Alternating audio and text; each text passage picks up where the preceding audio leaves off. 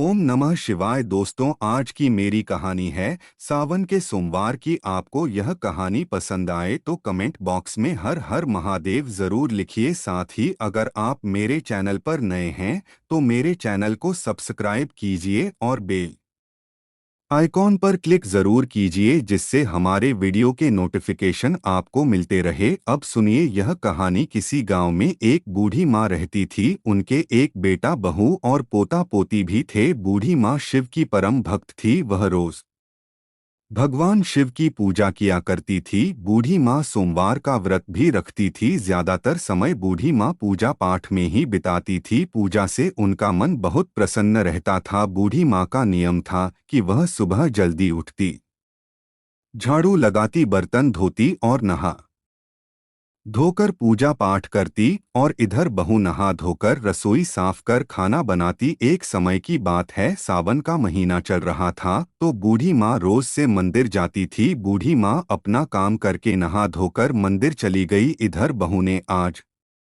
बिना नहाए बासे चूल्हे पर खाना बनाने की तैयारी कर रही। उसने चौका भी नहीं लगाया। बहू ने बासे चूल्हे में ही आग जला दी और काम करने लगी। तभी बहू का बेटा खेलते हुए वहां आ गया। उसने चूल्हे से जलती हुई लकड़ी निकाल ली, जिससे उसके कपड़ों में आग लग गई और वह जलने लगा। बहू दौड़कर आई और आग को बुझाने लगी। तब तक बच्चा बहुत जल गया था। उसे डॉक्टर को दिखाया। तभी बूढ़ी माँ मंदिर से आई। उन्होंने देखा कि आज तो रसोई में बहू ने झाड़ू तक नहीं लगाई, ना ही चौका लगाया है, और बासे चूल्हे में खाना बना रही थी। वैसे भी रसोई ही तो रह गई थी और काम तो मैंने ही कर दिए थे। फिर बूढ़ी माँ अपने पोते को देखने जाती है तो बहू कहती है, माँ जी आप वहीं रुकिए, आप मेरे बेटे से दूर रहिए। यह सब आपकी वजह से हुआ है। आपको तो बस पूजा पाठ से मतलब है और किसी से नहीं। क्या फल दिया है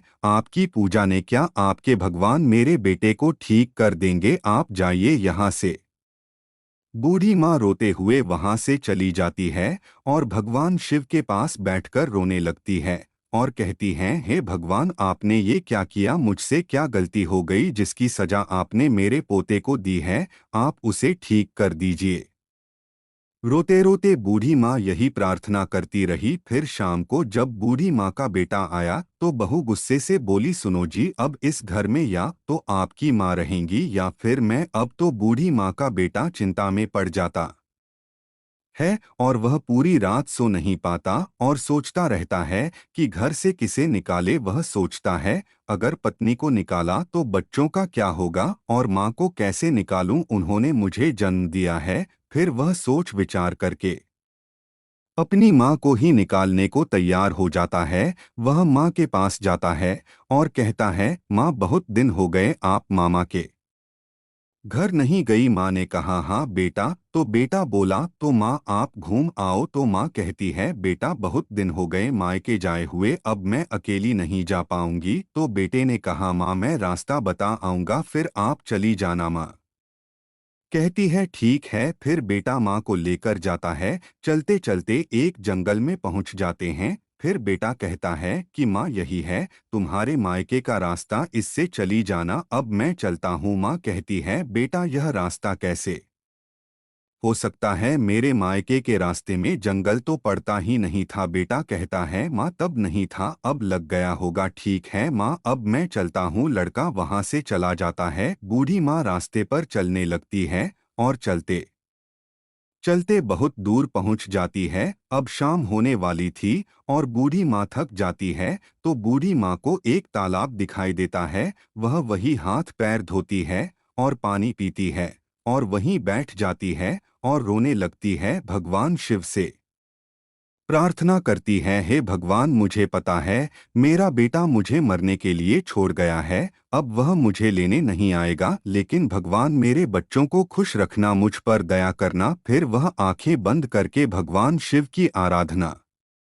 करने लगी। जब उसने आंखें खोली तो देखती है कि एक बहुत छोटा बालक वहां पर है। उस बच्चे ने कहा, माई क्या आप पूजा कर रही थी? तब बूढ़ी माँ ने कहा, हाँ बेटा पूजा कर रही थी, दिन भर पूजा नहीं कर पाई तो सोचा अभी पूजा कर लेती हूँ। तब बच्चा बोला, तुम माई मुझे परेशान नहीं दोगी? तब बूढ़ी माई ने कहा, बेटा मेरे पास प्रसाद तो है नहीं, तो तुम्हें क्या दूं? तब बच्ची ने कहा, माई कुछ नहीं है तो यह पत्ते ही दे दो। तब बूढ़ी माँ ने कहा, ठीक है मैं पत्ती तोड़कर लाती हूँ। बूढ़ी माँ पत्ते तोड़ने गई, तब तक बच्चा पत्ते तोड़ लाया और वहां रख दिए। फिर वहां उन पत्तियों में से भगवान की कृपा से 5 भोग लग गया। जब बूढ़ी माँ आई तो देखा तो उनके आश्चर्य का ठिकाना ना रहा। वह बूढ़ी माँ बहुत खुश हुई और उन्होंने बच्चे को गले लगाकर पूछा, बेटा तुम इतना अच्छा भोजन कहाँ से लाए हो? बच्चे ने कहा, माँ जी यहीं पास में मेरी कुटिया है, वहीं से लाया हूँ, चलो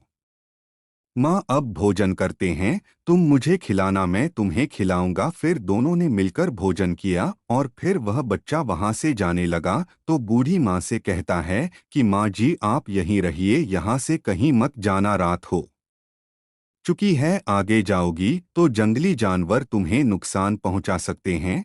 तब बूढ़ी माँ ने कहा, ठीक है बेटा, और बूढ़ी माँ वहीं रुक गई। रात में बूढ़ी माँ सो गई। सुबह जब बूढ़ी माँ की आंख खुली तो देखा कि वहाँ बहुत ही सुंदर घर बना है, वहाँ किसी चीज की कोई कमी नहीं है। जब वह बाहर निकली तो देखा वहाँ भगवान शिव का मंदिर भी था और एक कुआं था। बूढ़ी माँ ने स्नान किया और भगवान शिव की पूजा करने लगी और कहने लगी, हे भगवान आपने इस गरीब की लाज रख ली, आपको बहुत बहुत धन्यवाद। मैं जानती हूँ कि मेरा बेटा मुझे जंगल में मरने के लिए छोड़ गया था, फिर भी भगवान मैं आपसे विनती करती हूँ मेरे बेटे को कभी कोई दुख ना हो। फिर बूढ़ी माँ उसी घर में रहने लगी। इधर बूढ़ी माँ के बेटे के घर में उनके जाते ही कुछ भी नहीं बचा, सब धन संपत्ति नष्ट हो गई, बेटा बहुत गरीब हो गया। तब बहू ने कहा, सुनो घर में कुछ भी नहीं है तो जंगल से लकड़ी काट कर ले आओ जिससे कुछ गुजारा हो सके। फिर बेटा और 2 आदमी के साथ जंगल में गया। चलते चलते वह तीनों उसी जगह पहुंच गए जहां वह बूढ़ी माँ रहती थी। तो वो लोग बूढ़ी माँ का घर देखते हैं तो कहते हैं, इतना सुंदर घर यह किसका है? तभी बेटे के साथ आए दोनों आदमियों की नज़र उन बूढ़ी माँ पर पड़ती है तो वह कहते हैं कि यह घर तो उन बूढ़ी माँ का है। फिर वो लोग बेटे से कहते हैं कि यह तो तुम्हारी माँ लग रही है। बेटा कहता है, नहीं नहीं वह तो नानी के घर गई हैं। फिर उसने कहा, चलो इन बूढ़ी माँ से ही काम मांगते हैं। वह तीनों बूढ़ी माँ के पास जाते हैं तो बूढ़ी माँ अपने बेटे को डोट पहचान लेती है और सोचती है, यह तो मेरा बेटा है, लगता है मुझे ढूंढने आया है। तब उन लोगों ने कहा, माई क्या हमें यहाँ काम मिलेगा? बूढ़ी माँ यह सुनकर उदास हो गई कि यह मुझे ढूंढने नहीं बल्कि काम की तलाश में आया है। फिर उन लोगों ने कहा, माँ क्या यहाँ काम मिलेगा? तो बूढ़ी माँ ने कहा, हाँ बेटा मेरी यहाँ बहुत काम है। तब उन तीनों ने कहा, क्या काम करना होगा? बूढ़ी माँ कहती है, इस बगीचे की साफ सफाई करनी है। तीनों मिलकर बगीचे की साफ सफाई करने लगे। फिर तीनों ने काम के पैसे मांगे तो बूढ़ी माँ ने पैसे दे दिए और वो तीनों घर वापस आ गए। तो बहू ने कहा, क्या काम मिला? तो बेटे ने कहा, हाँ यह लो पैसे। पैसे देखकर बहू ने कहा, कल से मैं भी काम करने चलूंगी। फिर उन तीनों के साथ बहू भी काम करने गई। उस समय बूढ़ी माँ मंदिर में पूजा कर रही थी तो वह तीनों तो बाग की साफ सफाई करने लगे और बहू घर के अंदर गई और उसने खाना तैयार कर लिया। फिर बूढ़ी माँ आई तो बहू ने खाना परोस दिया। तो बूढ़ी माँ ने कहा, तुम कौन हो और मेरे घर में क्यों आई हो? मैं तुम्हारे हाथ का खाना कैसे खा सकती हूँ? पता नहीं तुमने स्नान किया भी होगा या नहीं। मैं भगवान शिव की भक्त हूँ, मैं किसी के हाथ का बना खाना नहीं खाती हूँ। बूढ़ी माँ ने अपनी बहू को पहचान लिया था लेकिन 5 साल हो गए थे तो बहू उन्हें पहचान नहीं सकी। लेकिन बहू विनती करने लगी तो बूढ़ी माँ ने खाना खा लिया। फिर बूढ़ी माँ सो गई तो बहू पैर दबाने लगी, फिर पीठ दबाने लगी तो उसने कंधे पर बूढ़ी माँ के मस्सा देखा तो बहू बोली, ऐसा मस्सा तो मेरी सास की पीठ पर था। यह बूढ़ी माँ तो मेरी सास की तरह लग रही हैं, मन करता है इन्हें अपने साथ घर ले जाऊं। कहा तो बूढ़ी माँ नाराज हो जाएंगे। फिर शाम हो गई तो बहू ने कहा, माँ जी अब मैं अपने घर जाती हूँ। बूढ़ी माँ ने कहा, बेटी कल से मेरे घर मत आना, खाना बनाने मैं अकेली हूँ, मैं अपने लिए खाना बना लूंगी और जो खाना बच गया है उसे तुम अपने घर ले जाओ। बहू बचा हुआ खाना लेकर अपने घर जाती है। फिर उसने अपने पति से कहा कि वो बूढ़ी माँ कोई और नहीं, आपकी माँ थी। बेटा बोला, नहीं, वह मेरी माँ नहीं थी, उनके पास इतनी धन दौलत और घर कहाँ से आया। बहू ने कहा, ठीक है, मैं साबित करके दिखाऊंगी कि वो आपकी ही माँ है। फिर दूसरे दिन सब काम पर गए, बहू भी गई। बूढ़ी माँ मंदिर में थी तो बहू अंदर जाकर खाना बनाने लगी और घर का सारा काम निपटा दिया। बूढ़ी माँ घर आई तो उसने खाना दे दिया। शाम को बहू ने कहा, माँ जी अब मैं घर जा रही हूँ, मुझे मजूरी दे दीजिए। फिर बूढ़ी माँ हूँ सबसे कहती है, तुम सब यहाँ बैठो, मैं कुछ कहना चाहती हूँ। फिर बूढ़ी माँ ने सारी बात उन्हें बताई और कहा कि मैं कैसे भूल जाऊं कि मेरे बेटे ने मेरे साथ क्या किया है, जिसे मैंने 9 महीने पेट में रखा पाला पोसा। वही बेटा मुझे जंगल में मरने के लिए छोड़ गया। बेटा तू 5 साल में मुझे कैसे भूल गया? मैं तेरी माँ हूँ, मैं तुम्हें नहीं भूल सकती। अब तुम इस घर के, इस धन के तुम ही मालिक हो, मैं तो माँ हूँ, मैं तुम्हें दुखी नहीं देख सकती। इतना कहकर बूढ़ी माँ ने अपने प्राण त्याग दिए। फिर वहाँ भगवान शिव उनके दूत प्रकट हुए और बूढ़ी माँ को ले जाने लगे तो बेटा जोर जोर से रोने लगा, कहने लगा, माँ मुझे माफ कर दो, अब मैं क्या करूं? वह 2 लोग जो बेटा के साथ थे बोले कि हमारा भी धन है, यह बूढ़ी माँ तुम्हारी माँ कैसे हो सकती है? तब बेटा बोला, वोरी माँ ही थी नहीं तो यह चाबी मुझे क्यों दे के जाती?